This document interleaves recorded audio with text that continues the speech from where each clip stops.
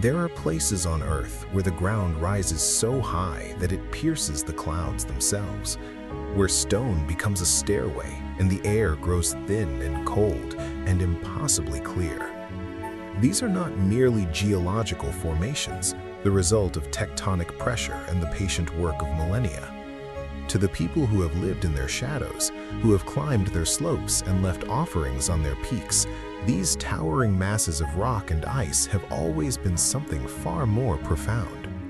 They are the first temples, the original altars, the meeting place between the world of mortals and the vast, unknowable realm of the divine. They are the sacred mountains, and for as long as humanity has walked this earth, we have looked up at them and felt the presence of something immense, something watching, something holy. Stand at the base of any great mountain, and you will understand immediately why our ancestors saw them as more than stone. There is a weight to their presence, a silent authority that demands reverence. They do not move, and yet they seem alive. They do not speak, and yet their silence is more eloquent than any human voice. They are ancient beyond reckoning, standing witness to the rise and fall of civilizations, to the birth of languages and the death of empires. The mountain was here before you, and it will be here long after your bones have turned to dust. To stand in its presence is to feel the full measure of your own smallness, your own fleeting existence in the face of geologic time. It is to feel, perhaps for the first time in your life, truly humble. But it is more than their size that has made mountains sacred. It is their position. They rise from the familiar earth, from the fields and forests and rivers where human life unfolds, and they ascend into the heavens, into the realm of the sky, the clouds, the sun, and the stars. They are the only part of the solid, tangible world that reaches up into that other world, the world of light and air and mystery. They are liminal spaces, threshold places, standing with one foot in the human realm and one foot in the realm of the gods. To climb a mountain is to leave behind the ordinary world, to journey upward through zones of increasing strangeness and power until you stand at last on a summit where the rules of the lowlands no longer apply. The air is different there, the light is different, and so are you. Across every continent, across cultures separated by vast oceans and thousands of years, the pattern repeats itself with a remarkable and haunting consistency. Mountains are not simply revered, they are understood to be living. They breathe, they watch, they remember. They have will and they have power, and they must be approached with the proper respect, the proper offerings, the proper state of mind and spirit. To offend a mountain is to invite disaster. To honor it is to receive its blessing. This is not a belief, it is a knowledge, passed down through countless generations, inscribed in ritual and song, and the careful, measured steps of the pilgrim climbing the ancient path. Let us begin our journey in the east, in the islands of Japan, where the mountains are so deeply woven into the spiritual fabric of the nation that to speak of one without the other is impossible. At the heart of this sacred geography stands a single peak, a perfectly symmetrical cone of volcanic stone that rises from the surrounding landscape with a grace and a presence that has captivated the Japanese people for thousands of years. This is Mount Fuji, Fujisan, the most iconic mountain in the world, a presence so powerful that it has shaped not just the physical landscape of Japan, but its artistic, spiritual, and cultural identity as well. Fuji is beautiful. This is the first thing you notice. Its shape is so perfect, so balanced, that it seems almost unreal, as if it were not a mountain at all, but a painting of the ideal mountain, a platonic form made solid. The snow that covers its upper slopes for much of the year adds to this sense of purity and otherworldly perfection. To see Fuji rising above the morning mist, its peak catching the first light of dawn, is to witness something that feels less like a natural occurrence and more like a revelation, a direct communication from the divine. In the Shinto tradition, the indigenous spiritual path of Japan, all things possess a spirit, a divine essence known as kami. Rivers have kami, trees have kami, stones and animals and storms have kami. But mountains, towering and eternal, are the most powerful vessels of this sacred energy. Fuji is not simply home to a kami, Fuji is a kami, a living god in the form of a mountain. The deity of Fuji, known as Konohana Sakuyahime, the princess who makes trees blossom, is a goddess of fire and volcanoes, of delicate beauty and immense, dangerous power. To climb Fuji is to enter her presence, to walk upon her body, and this act requires preparation, purification, and a heart open to the sacred. For centuries, climbing Fuji was an act of pilgrimage, a spiritual journey undertaken not for sport or recreation, but as a form of worship. Pilgrims would dress in white, the color of purity and death, symbolizing their temporary departure from the world of the living. They would purify themselves with cold water, fast, and recite prayers. The climb was arduous, a test of endurance and devotion, and the goal was not simply to reach the summit, but to be transformed by the journey. At the top, they would watch the sunrise, Goraiku, the arrival of light, a moment understood as a direct encounter with the divine, a glimpse of the eternal breaking through into the temporal world. To witness this was to be reborn. But Fuji is not the only sacred mountain in Japan. The entire archipelago is a land of peaks and ridges, and many of them have been revered for just as long. The Dewa Sanzan, the three mountains of Dewa in the northern region of Yamagata, form a sacred triad representing birth, death, and rebirth. Pilgrims journey to each mountain in succession, walking ancient paths through dense forests, stopping at shrines and waterfalls to purify themselves. The journey is understood as a symbolic death and resurrection, a passage through the cycle of existence that mirrors the journey of the soul. And then there is Mount Koya, Koya-san, in the Ki Peninsula, the heart of Shingon Buddhism in Japan.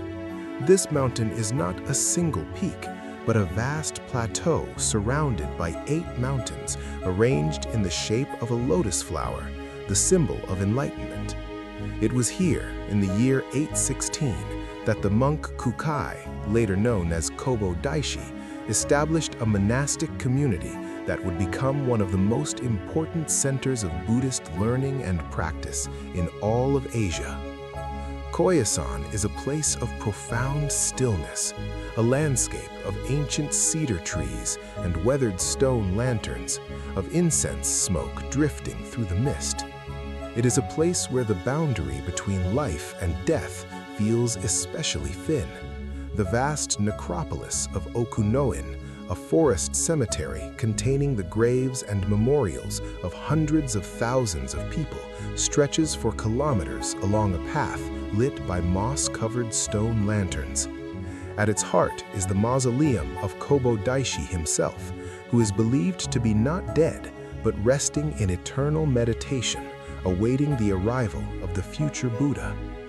To walk this path at night, when the only light is the flicker of the lanterns, and the only sound is the rustle of leaves and the distant chanting of monks, is to feel the presence of the ancestors, the spirits of the dead who rest in the shadow of the sacred mountain, waiting.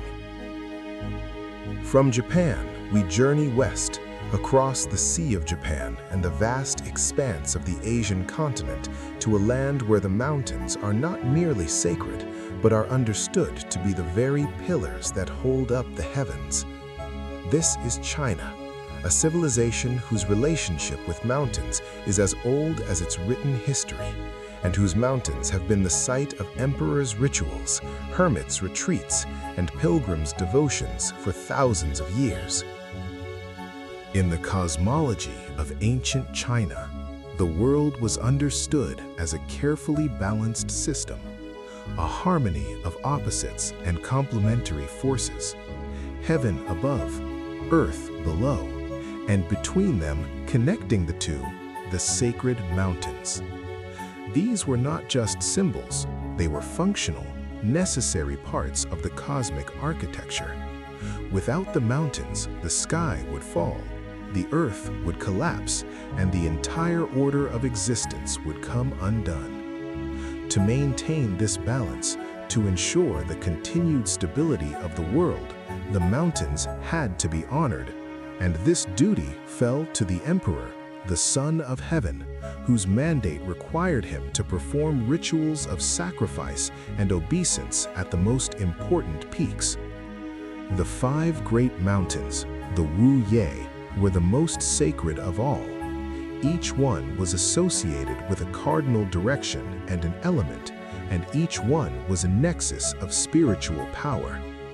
Mount Tai-Shan in the east, was the most revered of the 5, and it was here that emperors would climb to perform the Feng and Shan sacrifices, rituals of such profound importance that they could only be performed by a ruler who had achieved perfect virtue and who had brought peace and prosperity to the realm. The climb itself was a public spectacle, a procession of thousands, and the summit was the site of offerings to heaven and earth, a formal acknowledgement of the emperor's role as the intermediary between the human and the divine. But Tai-Shan was not only an imperial mountain, it was also understood in popular belief to be the home of the Lord of Tai-Shan, a deity who ruled over the realm of the dead. Souls after death were said to journey to this mountain to be judged and assigned their fate in the afterlife.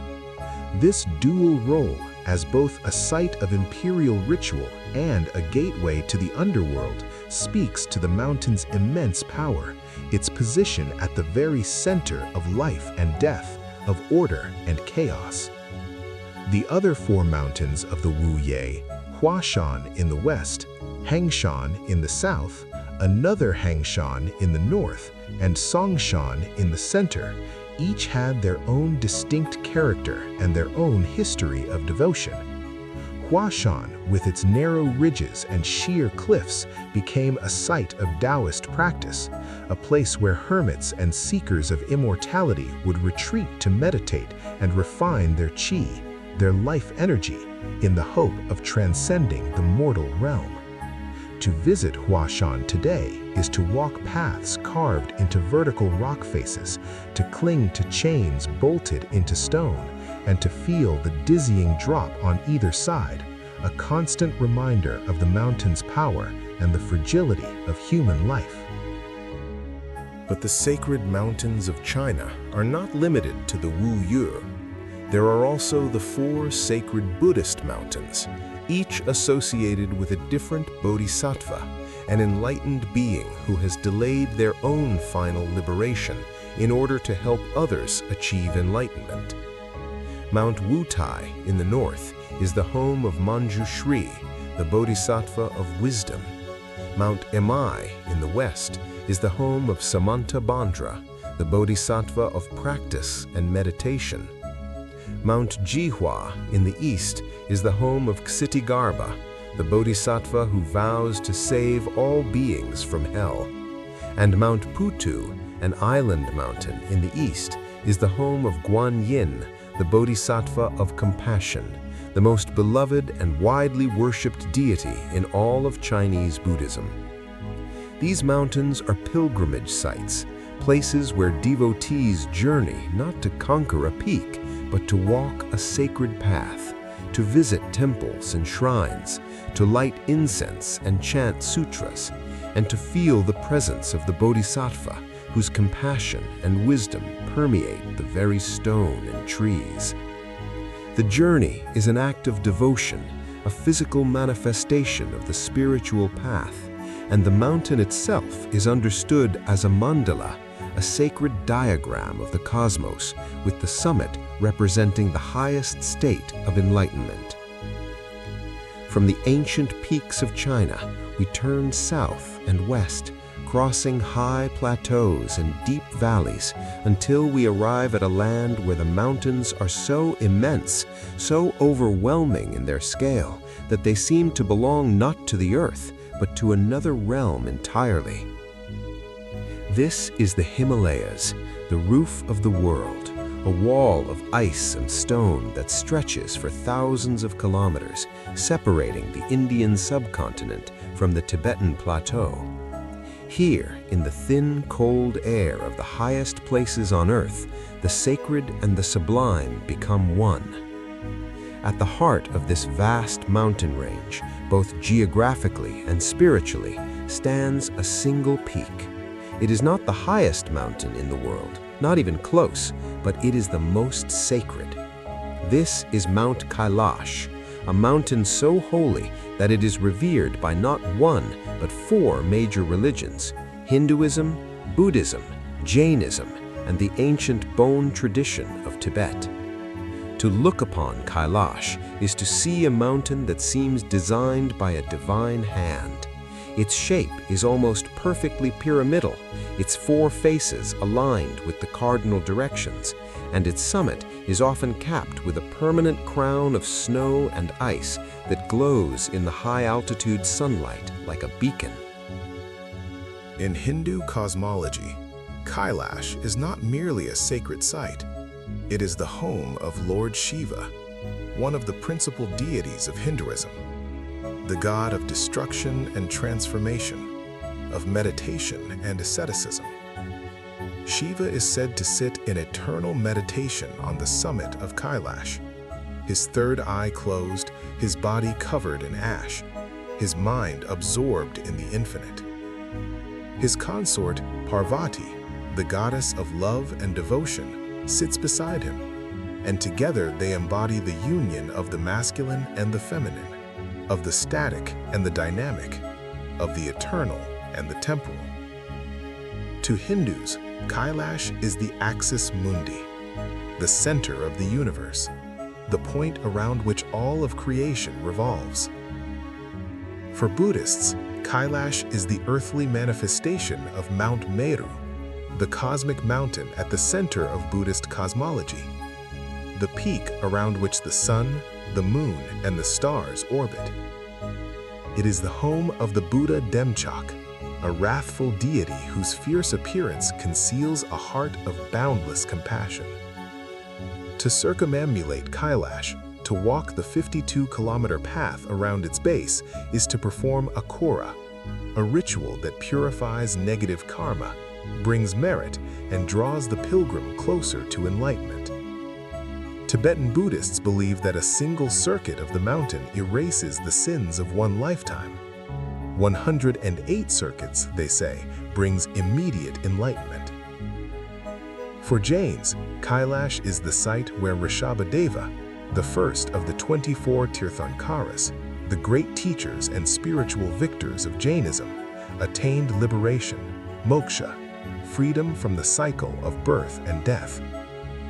And for followers of the Bon religion, the indigenous spiritual tradition of Tibet that predates the arrival of Buddhism, Kailash is the soul of all Tibet, the source of spiritual power, and the home of the sky goddess Sipaiman.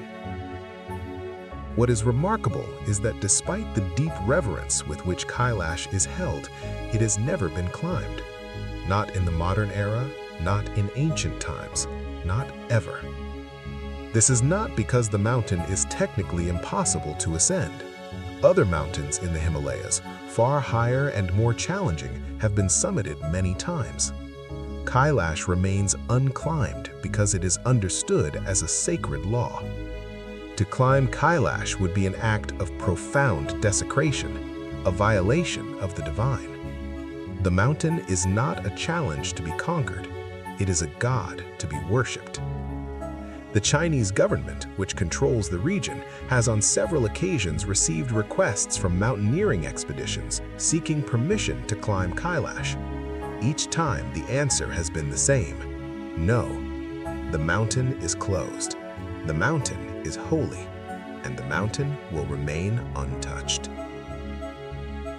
This profound respect for the sanctity of Mount Kailash is not unique to Kailash. Across the Himalayas and the Karakoram, in Nepal, Bhutan, and India, there are mountains that have been placed off-limits to climbers, not by government decree, but by the will of the local communities who live in their shadows and who understand them as living, sacred beings. Mount Machapuchare in Nepal, the Fishtail Mountain, is one such peak. Its distinctive double summit, which does resemble the tail of a fish, rises above the Annapurna range, and it is considered the home of Shiva. The Nepalese government has banned all climbing attempts, honoring the wishes of the local people. Similarly, Mount Kumbila, the mountain that rises above the famous Sherpa village of Kumjung, is considered so sacred that even to set foot on its slopes is taboo.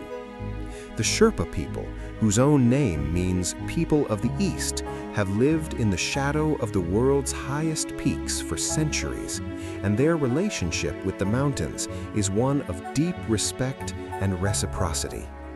Before any major expedition into the high Himalayas, Sherpa communities perform a puja, a blessing ceremony, asking permission from the mountain deities and offering prayers for safe passage. This is not a quaint cultural custom. It is an acknowledgement of a fundamental truth. The mountains are alive. They have agency, and they can grant or withhold their favor.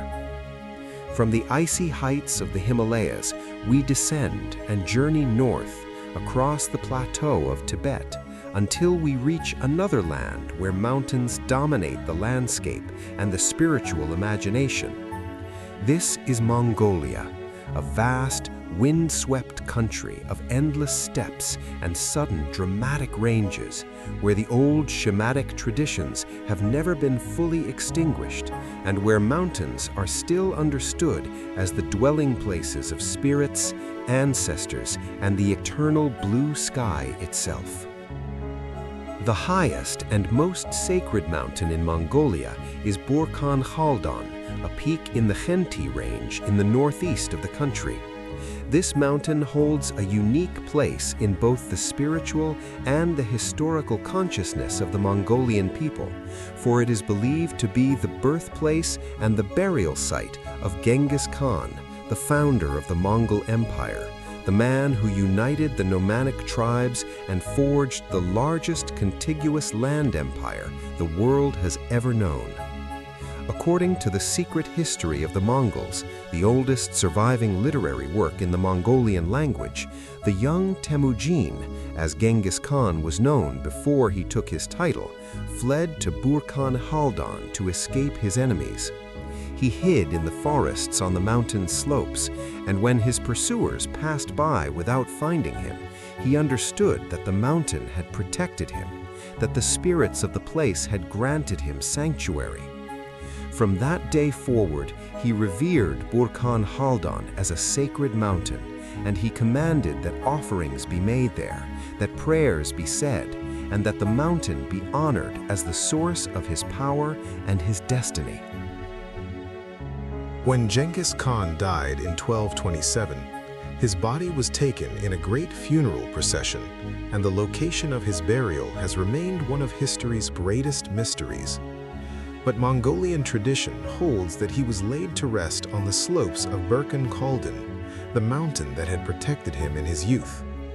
The exact location was deliberately hidden, and all who witnessed the burial were killed to ensure the secret would never be revealed. To this day, the mountain is protected, and it is forbidden to excavate or disturb its slopes. It is a sacred site, a place where the greatest of Mongolian heroes sleeps, and where the spirit of the nation itself is said to dwell.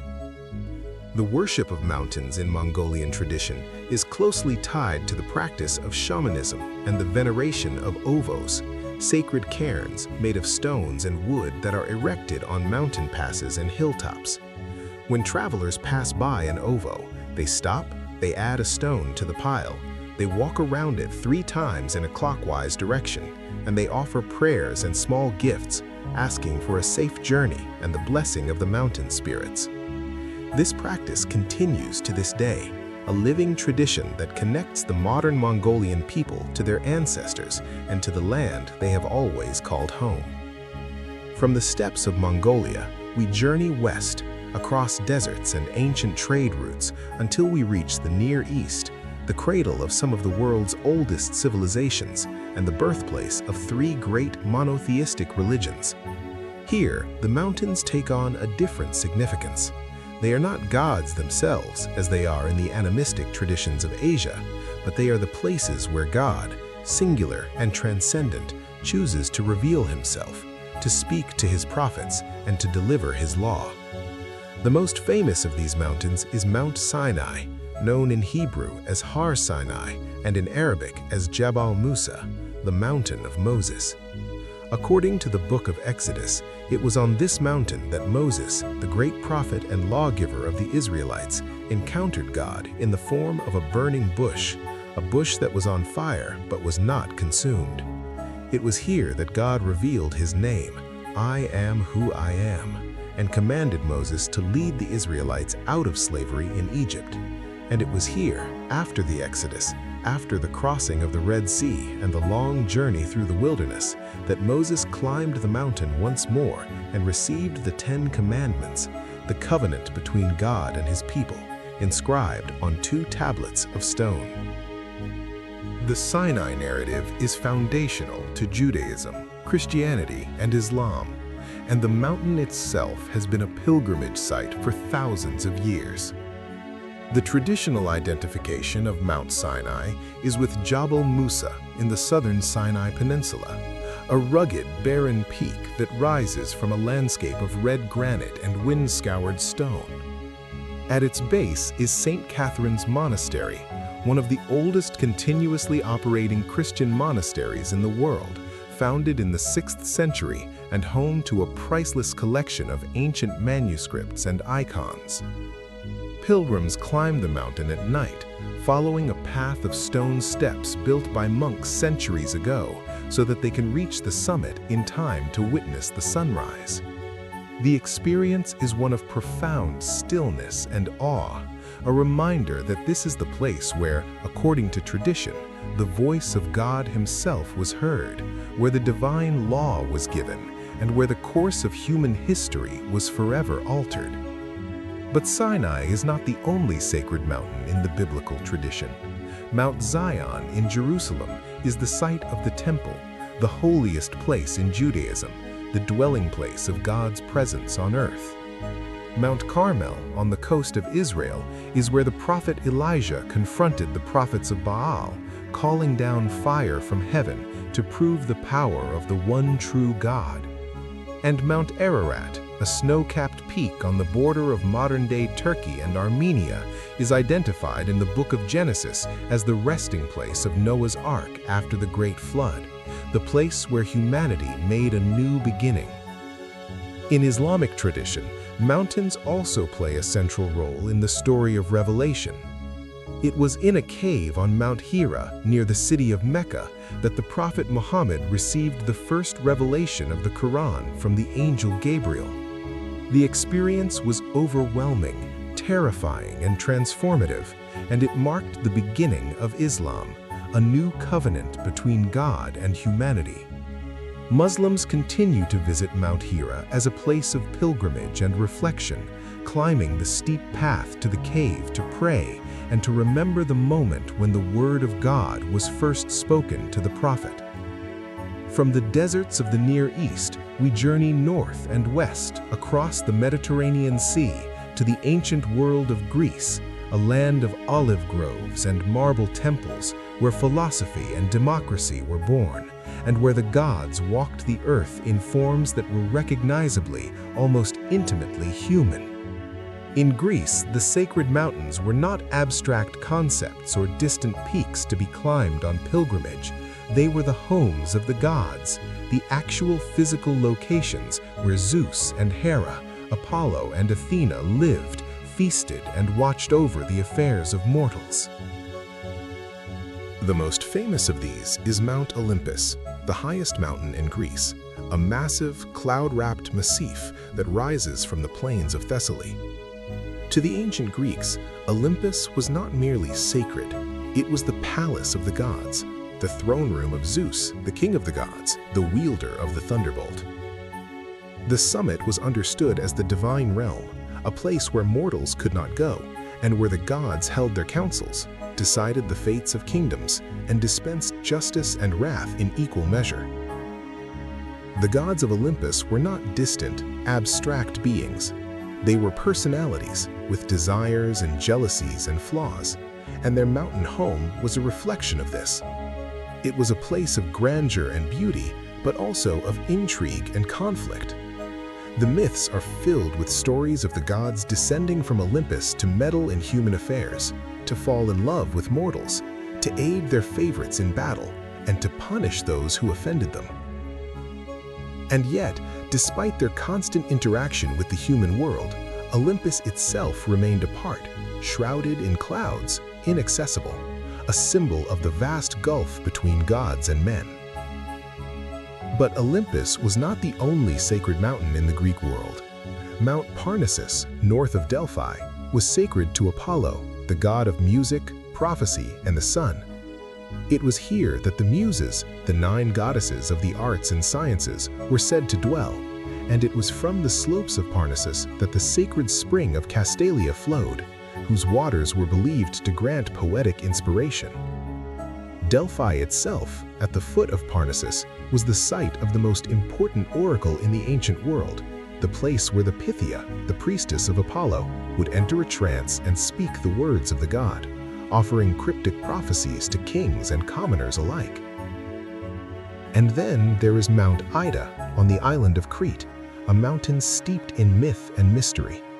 According to legend, it was here, in a cave on the slopes of Ida, that the infant Zeus was hidden by his mother Rhea to protect him from his father Cronus, who had been devouring his children to prevent them from overthrowing him. Zeus was raised in secret by nymphs and fed on the milk of the goat Amalthea, and when he grew to adulthood, he returned to challenge his father, beginning the great war between the Titans and the Olympians that would reshape the cosmos. From Greece, we journey further west, across the Adriatic and into the heart of the Italian peninsula to the city of Rome, the eternal city, the center of an empire that would span 3 continents and endure for over 1,000 years. Rome was built, according to legend, on 7 hills, and these hills were not merely geographic features. They were sacred spaces, each with its own temples, its own rituals, and its own place in the civic and religious life of the city.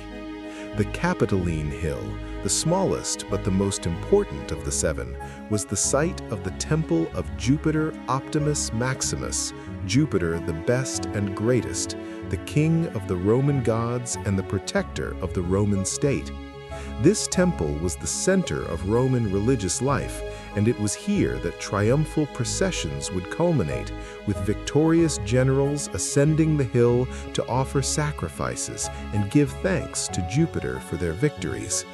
To stand on the Capitoline was to stand at the very heart of Roman power, at the nexus of the divine and the political.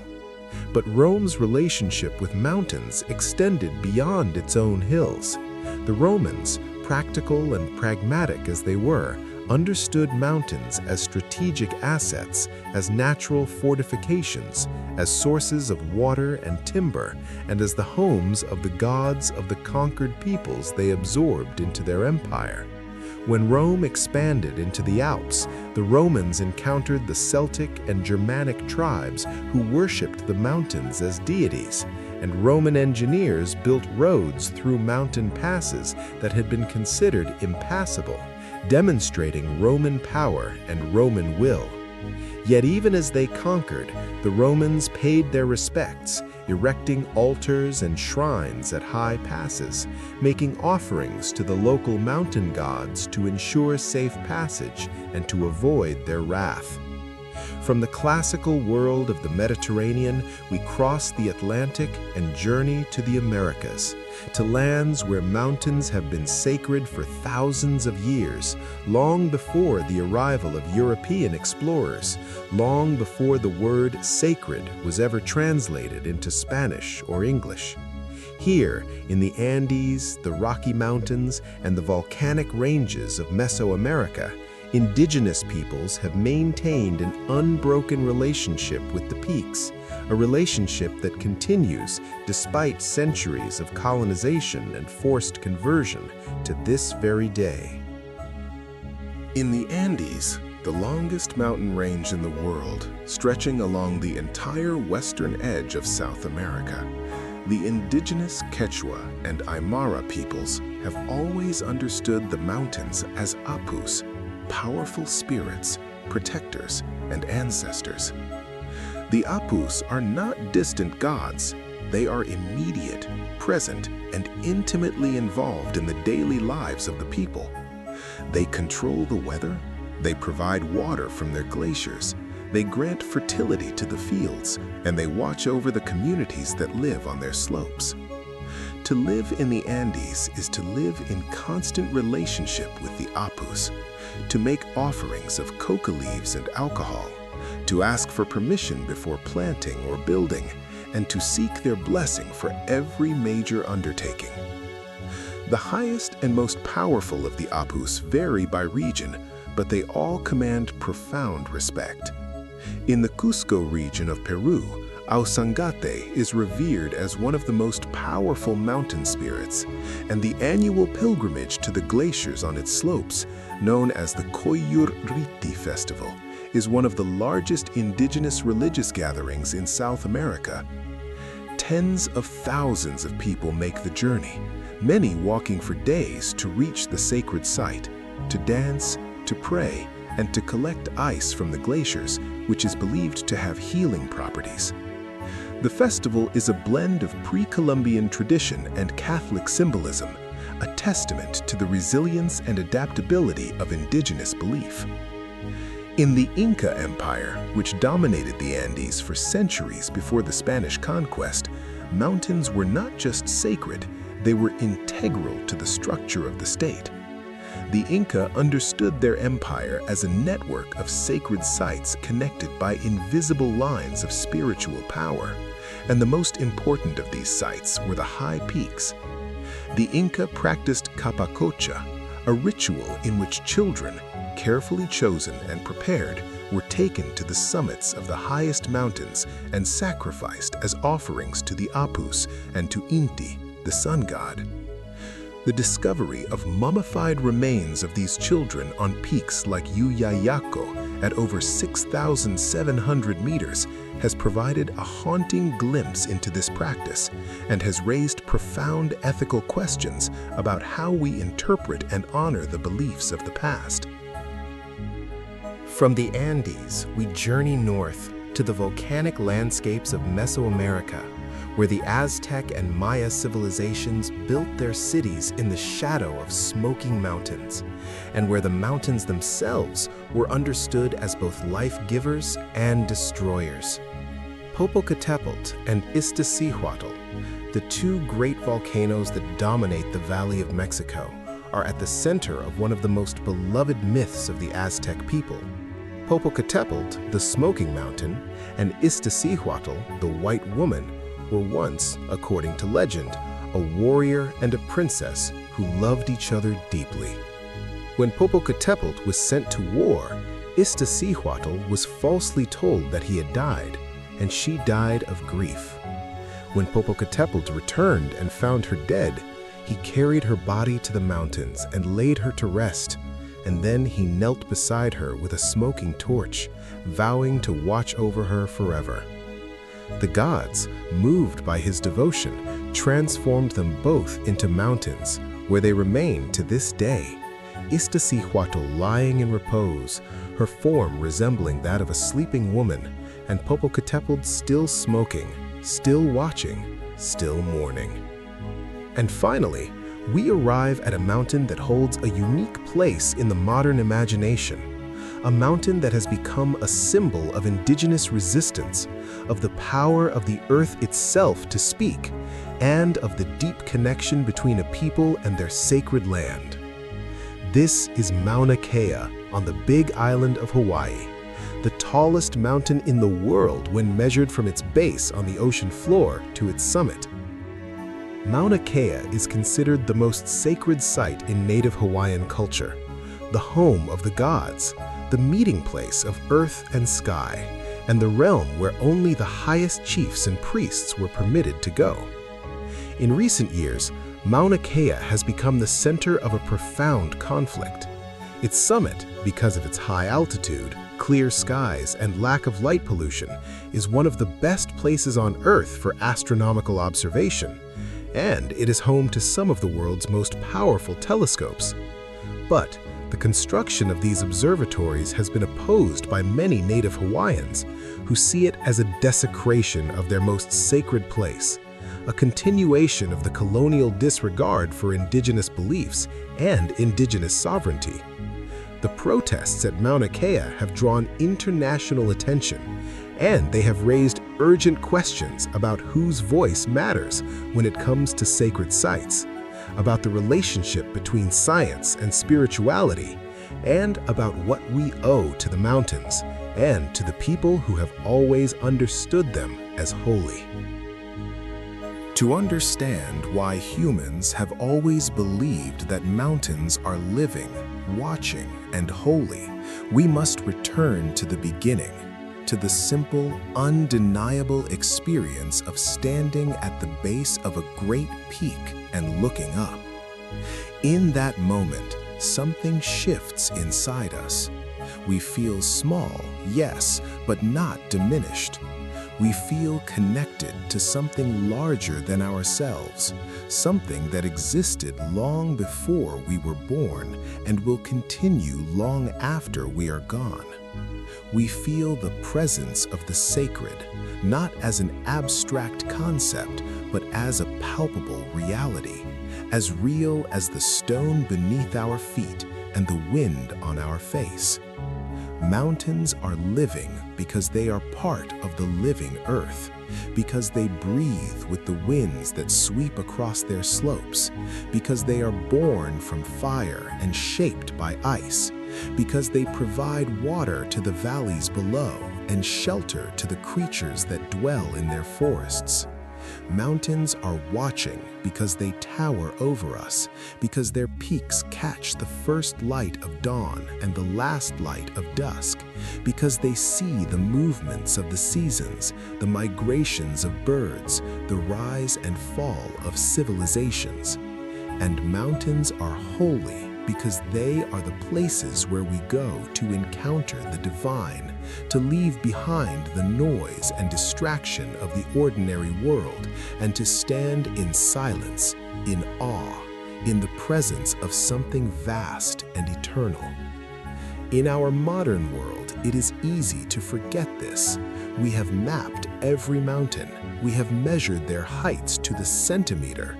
We have climbed them, drilled into them, built roads across them, and placed our instruments on their summits. We have, in a sense, demystified them. But the mountains remain, and when we are quiet, when we listen, when we approach them with the proper respect and the proper humility, they still speak. They remind us of what we are and of what we are not.